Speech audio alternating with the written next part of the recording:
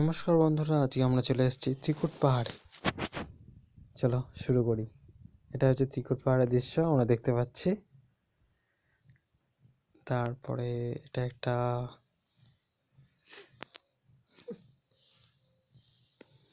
আমরা এখান থেকে রওনা দিচ্ছি ত্রিকুট পাহাড়ের দিকে।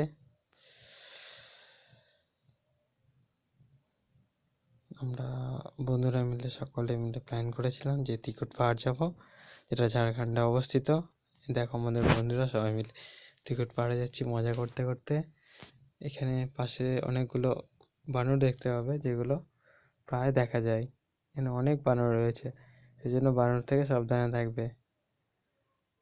এটা একটা পুকুর রয়েছে, যেটা চারিদিকে পাহাড়ের মধ্যে ত্রিকুট পাহাড়ে এই জলটাকে পবিত্র মানা হয়।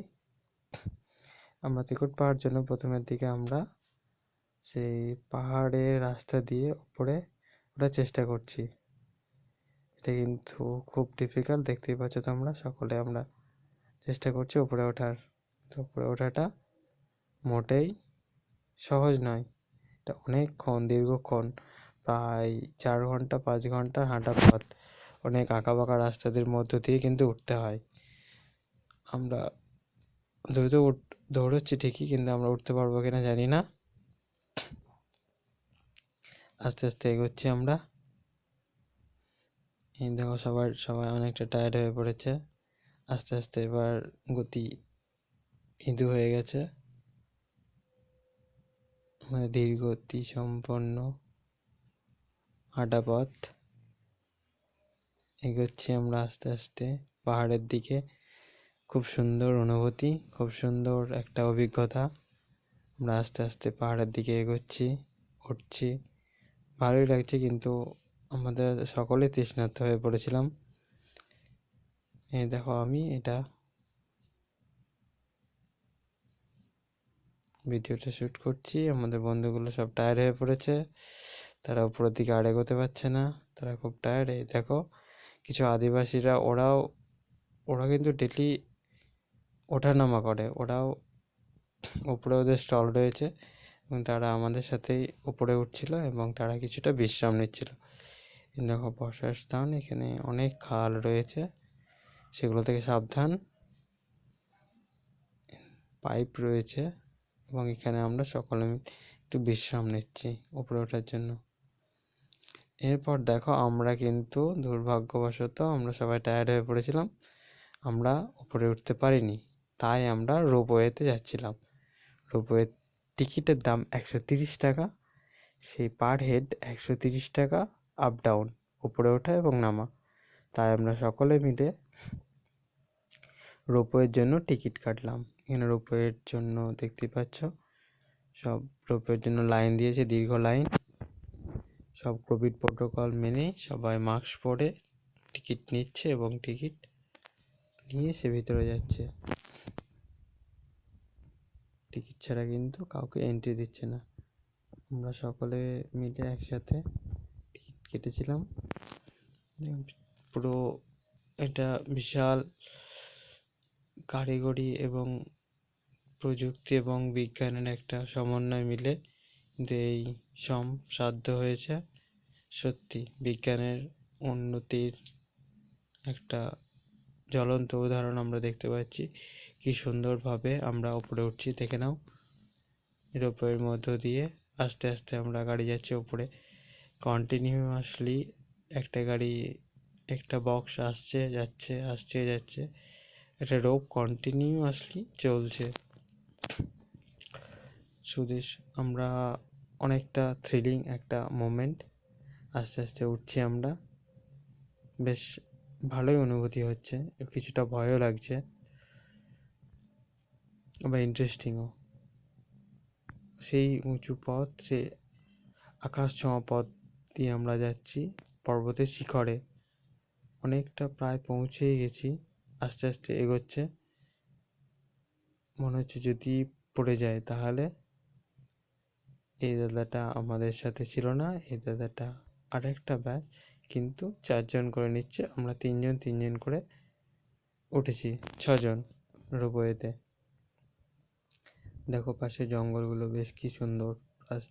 এবং খাড়া উঁচু পাহাড়, নিচের দিকটাও বেশ সুদৃশ্য আকর্ষণীয়। একটা ভিউ, ন্যাচারাল ভিউটা কিন্তু খুবই সুন্দর। আমরা এগোচ্ছি আস্তে আস্তে। রোপওয়েতে সব আমরা মোবাইল নিয়ে ব্যস্ত, তার সাথে মোবাইলটা এক হাতে রেখে আমরা ন্যাচারাল বিউটিটাকে এনজয় করার জন্য তৎপর। সকলে কিন্তু কেউ ফেসবুকে লাইভ যাচ্ছে বা কেউ রেকর্ডিং করছে। এইভাবে আমরা এগোচ্ছি আস্তে আস্তে পাহাড়ের শিখরের দিকে। এগোচ্ছি আমরা। এরপর আমরা বক্সের মধ্যে রয়েছি।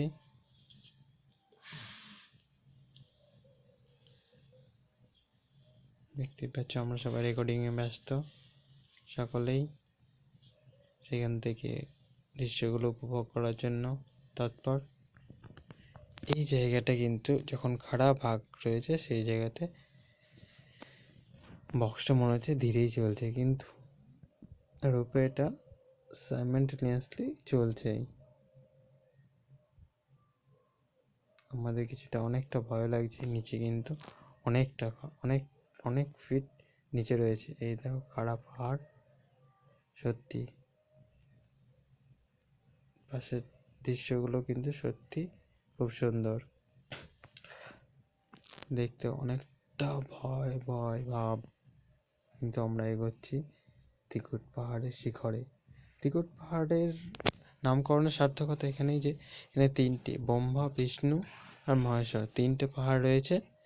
এই তিনটে পাহাড় শিখর বা চূড়া রয়েছে, তিনটে একসাথে এখানে ত্রিকুট পাহাড় রয়েছে।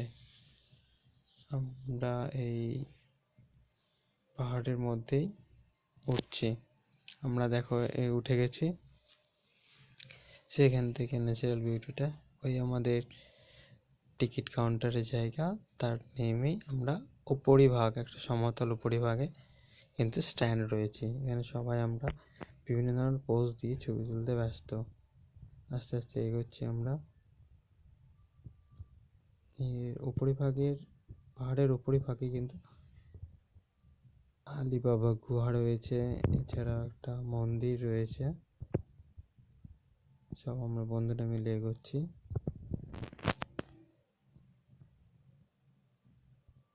আলিবাবা গুহাটাও কিন্তু খুব মারাত্মক,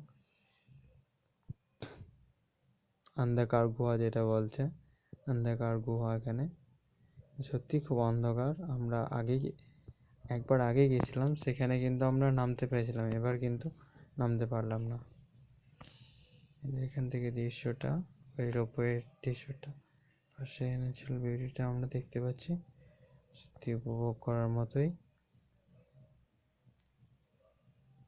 এই দেখো অনেকে অনেক জায়গায় চলে গেছে এবং বিভিন্ন মুভমেন্টে তারা সবাই ছবি তুলছে। এখানে পাথর রয়েছে, পাথরের তলা দিয়ে আমি কিছুটা, ধর্ম জানি না, তবে সকলে বলে এর তলা দিয়ে যাওয়া ভালো, তাই আমিও গেছিলাম। তবে চশমাটা পরে একটু বাড়াবাড়ি হয়ে গেছে।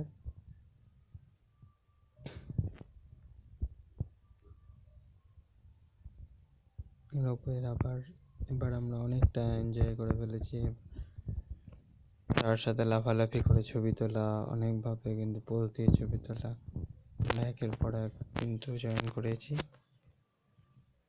এইভাবে আমাদের এবার রিটার্ন করার সময় চলে আসছে। আমরা এবার রিটার্ন করছি আবার সেম প্যাটার্নে। আমরা একদিক থেকে মানুষ ঢুকছে, আবার আরেক দিক দিয়ে মানুষ যাচ্ছে। আমরা দীর্ঘ লাইন দিয়ে আমরা এবার চলে যাব দেওঘর, আমাদের নেক্সট ডেস্টিনেশন। সবাই আমরা মাস্ক পরে অ্যাওয়েটেড রয়েছি। অনেকটা লাইন আস্তে আস্তে এগোচ্ছে। 130 টাকার ভ্যালিডিটি শেষ হতে চলেছে।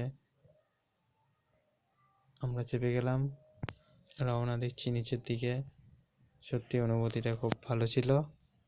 আস্তে আস্তে এগোচ্ছি আমরা। ল্যান্ডস্কেপ থেকে পোর্ট্রেট, কখনো পোর্ট্রেট থেকে ল্যান্ডস্কেপ, বিভিন্ন মোমেন্টে আমরা এগিয়ে চলেছি, কিন্তু ন্যাচারাল বিউটিটা সত্যি উপভোগ করার মতো। তার সাথে ঠান্ডার দিনের মধ্যেও কিন্তু যথেষ্টই আমরা উপভোগ করতে পেরেছি। আমরা ডিসেম্বর মাসের দিকে গেছিলাম, যথেষ্ট ঠান্ডা ছিল সকালের দিকে, কিন্তু সূর্যের আলোটা কিন্তু আমরা যথেষ্টই পেয়েছিলাম। এই হলো আমাদের ত্রিকুট পাহাড়ের অভিজ্ঞতা।